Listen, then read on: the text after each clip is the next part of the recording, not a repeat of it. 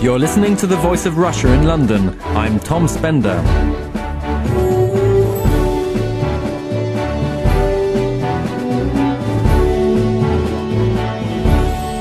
Last week, academics at Cambridge University announced they were setting up a centre to ponder the risk to humanity from so-called artificially intelligent machines that could one day outwit us. The Centre for the Study of Existential Risk will open next year and has been dubbed the Terminator Centre after the film series starring Arnold Schwarzenegger as a robot killer from the future. Hugh Price, the Bertrand Russell Professor of Philosophy at Cambridge, said advanced technology could become a threat when computers start to direct resources towards their own goals at the expense of humans. So, could artificial intelligence end up wiping out the human race? And if so, how? To help us answer that question, we have with us in the studio Dr. Mark Bishop, Professor of Cognitive Computing at Goldsmiths College in London, and Wendy Grossman, a technology writer and founder of the Skeptic magazine. And on the phone, we have Noel Sharkey, Professor of Artificial Intelligence and Robotics at the University of Sheffield, and Nick Bostrom, Director of the Future of Humanity Institute at Oxford University.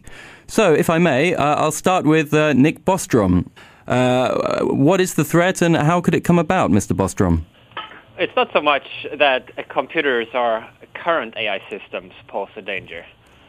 It's more that if progress continues, then at some point we might figure out how to build computers that have general intelligence, like humans do, and that match us in general cleverness. And then at some point after that, computers that are super intelligent. And I think anything that is super intelligent is potentially very powerful for the same reasons that humans are very powerful relative to other animals, because we are more intelligent, not because we are stronger. Okay. Mark Bishop, what do you make of that? Well, I kind of take the opposite position to Nick here, in that I think there's a very real and present danger now about AI systems that are fielded in the world. And I'm kind of sceptical about the notion that we'll build a general intelligence that will match human cognition in all its wonderful glories. The sort of danger that science fiction portrays of having robots and machines that match humans in all our capabilities, I'm a little bit sceptical of. Okay. Wendy Grossman, artificial intelligence that does threaten human race, could that happen? I think there are lots of things to be afraid of. And I think one of them is that we will be stupid enough to build systems that we can't recover from. If we are not smart about how we build systems and we become too dependent on them, then we don't sort of build in recovery mechanisms. And I think that's actually really important. The other thing I wanted to say is I'm actually kind of more frightened by synthetic biology and some of the things that are going on in that line than I am by the prospect that my computer is going to decide to run the house for its own benefit rather than mine. Okay, well, synthetic biology, we'll come back to that perhaps. Noel Sharkey, what do you think poses the greater threat? Actual robot consciousness or the malfunctioning of existing systems? I'm not very worried about robot consciousness. Nick Bostrom, by the way, can be talking about very long into the future. And essentially, I'm a scientific skeptic. And what I mean by that is I'm a scientist. So I would have to say I just don't know, and nor does anybody else. I have no idea. I have seen no evidence to suggest that we're moving towards greater intelligence. There's a lot of talk about Moore's law, faster processing machines, great work in artificial intelligence. I really like artificial intelligence, but faster processing doesn't mean an intelligent machine in any sense. And one of the things about AI, certain parts of AI, there are many mysteries about mind and about consciousness, and in a sense, AI exploits those mysteries and then puts forward the notion that either you believe that everything can be computational, otherwise you believe in the supernatural. And it's not quite like that. Really, my biggest concerns are with the other two studio guests, Wendy and Mark, about the current applications of AI, which are very dangerous. And it's particularly dangerous when people don't give enough attention to the limitations and imagine that, it's all okay, machines are going to be so intelligent, we can let them do these things. And in particular, the military, which is something I've been working on for a number of years now in trying to get the United States and other countries to stop developing autonomous robot weapons because they can't discriminate between children, civilians and combatants. Okay, so Nick Bostrom, you're faced with some skepticism. But I would like to ask you how you think, can you give some sort of concrete examples, as it were, of how artificial intelligence could develop into a threat for humanity? There are different paths. One would be by learning more about how the human brain works through computational neuroscience research, and then implementing similar algorithms and architectures in a computer. Other approaches takes more mathematical perspective and tries techniques that that don't have an exact analog in the human brain. And it's an open question which of those two paths will get to the destination quickest. But what kind of, once that point is arrived at, what kind of decisions might this artificial intelligence make that would be detrimental to the human race? Well, most possible goals a system could have would be incompatible with the survival of our species. So unless we engineer this hypothetical future superintelligent AI such that it would have goals and values that are consistent with human flourishing, then we could not count on us having a place in the future. I mean, we can look at just how humans treat other animals.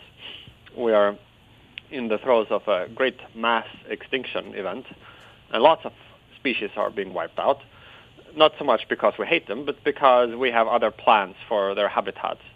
And I think that's the most likely scenario. If we succumbed to some form of machine intelligence, it would not be because it hated us, but because we are made of atoms, and those atoms could be used for other things than running human organisms. Well, that's a good point. Would anybody else like to jump in on this?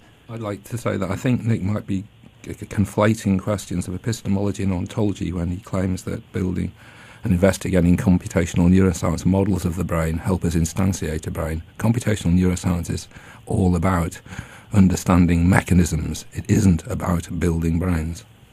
Now, that was Mark Bishop. Wendy Grossman, any thoughts? Not really. Can I come back? Yes, of course. Because there certainly are people working in AI who are looking to draw inspiration from the brain, and indeed techniques like neural networks or reinforcement learning have been inspired by advances made by neuroscientists. Now, as of yet, we don't really understand at any adequate level how higher order thought is implemented in the brain. So we just can't import techniques from neuroscience into AI in more than these limited areas. But if and when neuroscientists figure out more, then the same computational principles that the brain uses, using an organic computing substrate, could then be implemented in a silicon computing substrate. You're listening to The Voice of Russia in London. I'm Tom Spender, and we're talking about artificial intelligence. Joining me are Mark Bishop, Wendy Grossman, Noel Sharkey, and Nick Bostrom. Wendy Grossman, you were talking earlier, I think, before we started this discussion, on the singularity moment, which is the actual time when machines, if it does indeed happen, sort of surpass the human race. Is there any... Nick Bostrom was saying that it's unclear when or if this moment might be arrived at, but what do you think about the actual timescale? Well, there's a guy at Oxford named Stuart Armstrong who did a very nice presentation at the recent Singularity Summit, showing conclusively, I thought, that nobody has any clue when it might be, because he analyzed all the predictions of times that people have made that are in the database maintained by the Singularity Institute, and there was just absolutely no pattern to them. So you'd be asking me to make a random guess, which... You might as well. Everybody else does. Well, the usual interpretation is that people pick a time that is just on the horizon of when they might live to see it. All right. So a lack of clarity there about when this could happen. But obviously some people do believe that it is a significant possibility. Otherwise, for example, this centre at Cambridge University would not be being set up. Well, I think their remit is wider. AI risk is just one area. They will also look at other areas of existential risk, including synthetic biology that was mentioned earlier. I'd also like to make one point. So Stuart Armstrong, he's one of my research fellows, so I'm quite familiar with this work. Yes. And I think the lesson there is that because it's difficult to make accurate predictions about these things, it doesn't give one a license then to pick a random date and say, well, I might just as well believe that year as any other year, or to dismiss the possibility. But rather it means we need to think in terms of a probability distribution that is smeared out over a wide range of possible arrival dates for this new technological capability. But I'd like to pull Nick up on a question that Noel raised earlier on, that where is the direct link between computer clock speed or processing power or memory size and intelligence? I was going to ask that because there is this presumption, and I think it's a prejudice of very smart people that the more intelligence you throw at something, the better your results are going to be. Yeah, I was just going to sort of finesse that response slightly in that we can build systems that behave intelligently by having very, very powerful processors and lots of memory. For example, like the Watson program and machine translations tend to work by using large statistical techniques these days. But that isn't the same as building a computational mind or instantiating human thought. So, Nick Bostrom, the question is, what is the link between processing power and actual intelligence? Well, processing power would make it a little bit easier to achieve AI. There's not many processing steps between input, if you think of it in these computational terms, which I don't, but between input of the human visual system and our sensorimotor outputs. So why are you drawing a correlation? Well, I said it would make it somewhat easier because one of the things you can do with more computing power is to run more computational experiments on your new clever algorithms that you've discovered. The key thing that we're missing, of course, is probably the right algorithmic solutions. Now, it might also be that if you went the neuromorphic path, if you really tried to build an AI by modeling it very closely on the human brain, then you would need quite a lot of computing power just to be able to emulate the human brain.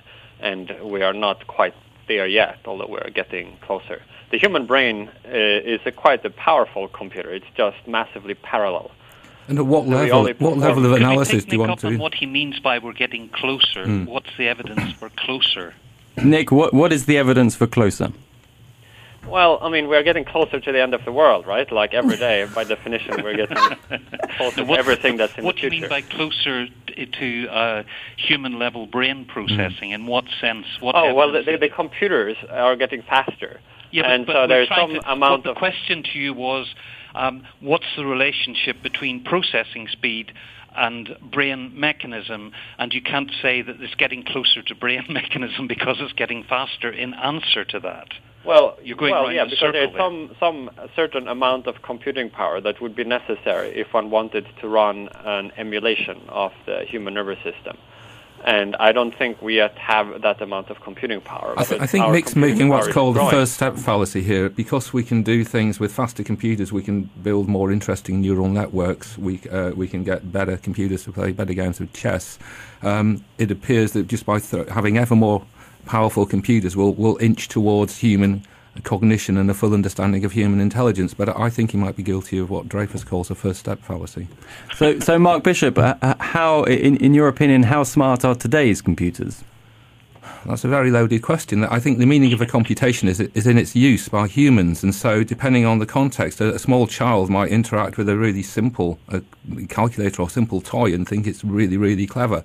A very clever professor of philosophy like Nick might interact with, say, a machine like Cleverbot, which is a system where you can have very impoverished conversations with a computational agent and think it very poor. So I think there isn't a yes or no, a right or wrong answer to that question, in my opinion. Don't you think that the whole thing of something being clever is partly an effect of the observer? That, you know, if it does something unexpected and that you didn't think a computer could do, then it seems really clever and an astonishing thing.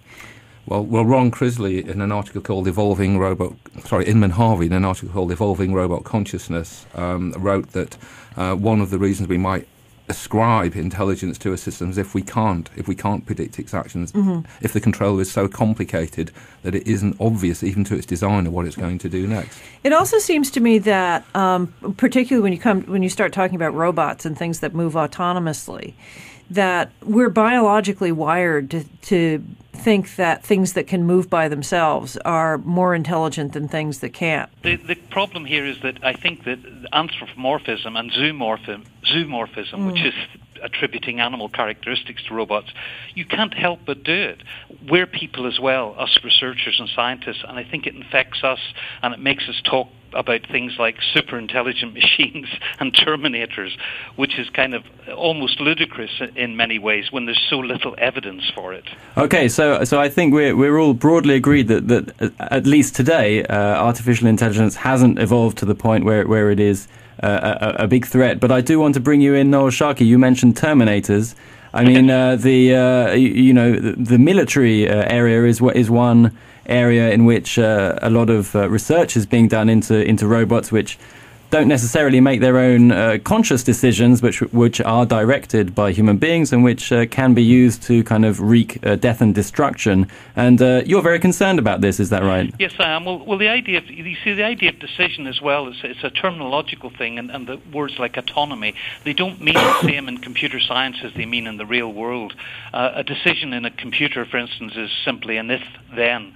So you could say to a robot, go to GPS region 4057, if heat signature detected, fire your weapon. That would be called a decision.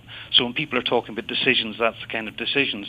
And I've been tracking the military now for some time, and there are massive plans afoot to develop autonomous robotic systems that can go out and kill for themselves.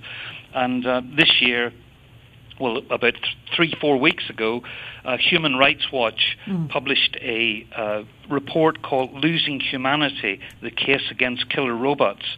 And between them and us, we're starting a massive campaign with a lot of NGOs to try and get international prohibition. Because one of the things is that there's massive proliferation of drone technology. We all know about drones and the sort of strikes the CIA are doing. And I don't want to put autonomous robots in their hands. But because of this massive proliferation, there's been no international discussion.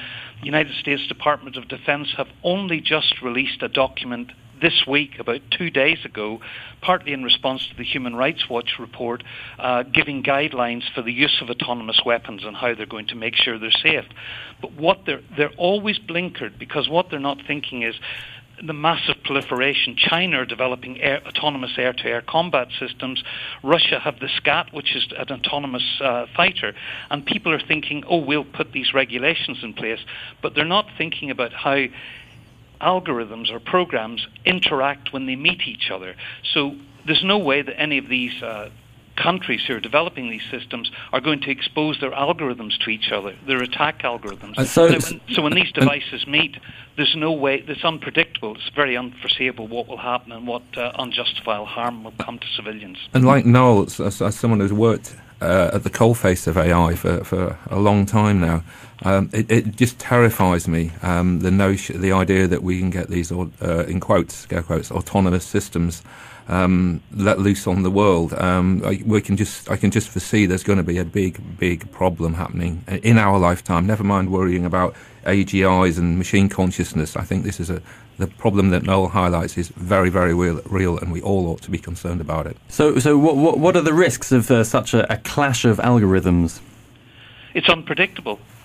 They could crash into a city, they could shoot people randomly. I mean, it's absolutely absurd. Yeah. But it's not just the clash of algorithms. There's no AI system on this planet, and I can't see it happening, that could discriminate between a civilian and a combatant. Unless they were wearing like brightly coloured uniforms or RFID tags, but certainly in this kind of insurgent, irregular warfare we have now, to send robots to pick out suspects and kill them is absolutely ridiculous. And then there's the principle of proportionality, where you have to decide that an attack against civilians can be killed with collateral damage, but you have to ensure that it's directly proportional to military advantage. There's no way for a robot AI system to do this. And there's one thing I really want to come in here is if we look at the problems with automatic traders on Wall Street, the real danger is that with automatic warfare things can snowball out of hand. So we have some small incidents incident that then grows and grows and grows automatically without human intervention. And that, I think, this is one of the very real dangers where we might face some kind of Armageddon, and we don't need to invoke science fiction notions of machine consciousness or AGI. We can just look at the technology that is being fielded now, and we ought to be worried. You're listening to The Voice of Russia in London. I'm Tom Spender, and we're talking about artificial intelligence. Joining me are Mark Bishop, Professor of Cognitive Computing at Goldsmiths College, Wendy Grossman, a technology writer and founder of the Skeptic magazine, Nick Bostrom, Director of the Future of Humanity Institute at Oxford University's Oxford Martin School and Faculty of Philosophy, and Noel Sharkey, Professor of Artificial Intelligence and Robotics at the University of Sheffield. Nick Bostrom, do you have any thoughts? Well, one risk, unfortunately, doesn't preclude the other. So near-term risks of some civilians dying here and there, or some losses to the financial system, doesn't preclude that decades down the road there might be a different kind of risk, an existential risk arising not from... But Nick, there's a risk that Margaret Thatcher is sat in the room above me and doing her knitting, but it's highly unlikely. I can confirm she isn't there. And I think the risk you're talking about, and people certainly who are working in AI, is the tiny minority of people who hold views to which you subscribe. Well, that's why I think there is a sort of challenge at hand to try to bring better minds to focus on some of these longer-term challenges as well as the more near-term challenges we're facing. Nick Bostrom, do you think in the scenario that you invoke of machine consciousness wishing to or just feeling like eliminating the human race, that they could in fact take over sophisticated weapons systems and infrastructure systems such as those governing the financial world and turn them against the human race?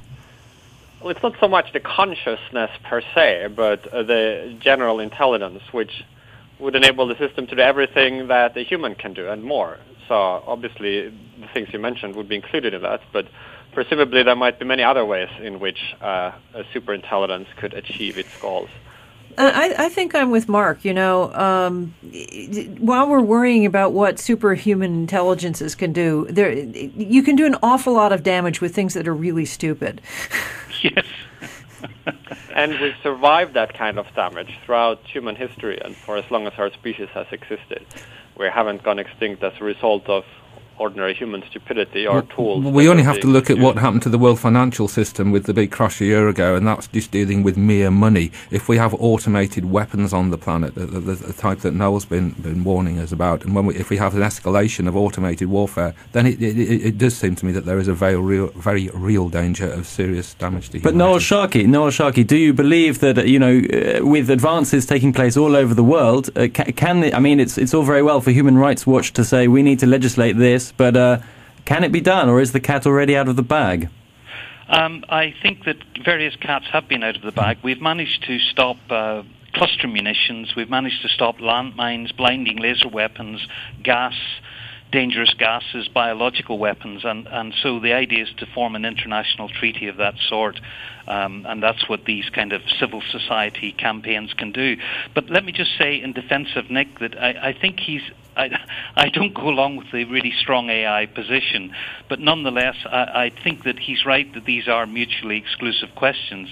I mean, if I really did believe that you could have superintelligence, I would not see where it would get its goals from to destroy mankind. In fact, I'd feel more comforted that it might be more discriminating if it was the case.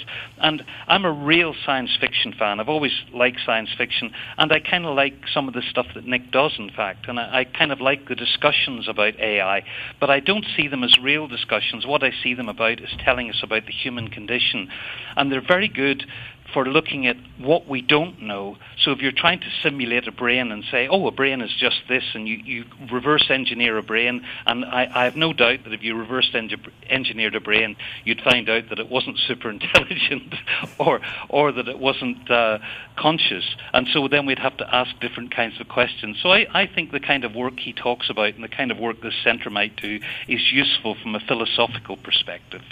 Nick Bostrom, do you think might there be a benevolent superintelligence emerging from technology? That also might be in the cards.